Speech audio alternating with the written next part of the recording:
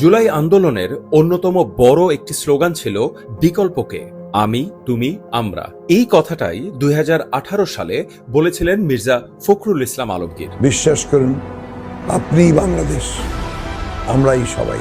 একটা দেশ কোনো রাজনীতিবিদ বদলায় না, বদলায় তার মানুষ, সাধারণ জনগণ।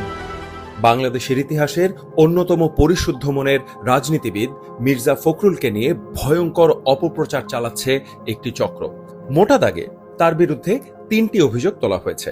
1, মির্জা ফখরুল ভারতের পক্ষের লোক। 2, মির্জা ফখরুল আওয়ামী লীগের পুনর্বাসন চান।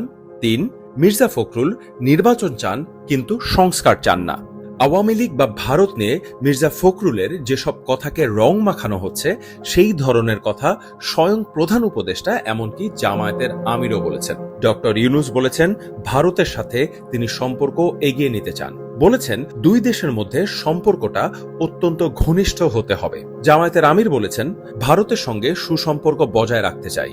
বলেছেন জামায়াত কখনো ভারত বিরোধী ছিল না। এসব বলার জন্য এই দুইজনকে সোশ্যাল মিডিয়ায় কেউ কিছুই বলেনি, কিন্তু মির্জা ফখরুলকে বানানো হচ্ছে ভারতপন্থী, আওয়ামী লীগপন্থী।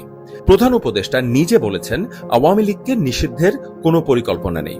অন্যদিকে অনেক আগেই জামায়াতের আমির ঘোষণা দিয়ে আওয়ামী লীগকে ক্ষমা করে দিয়েছেন।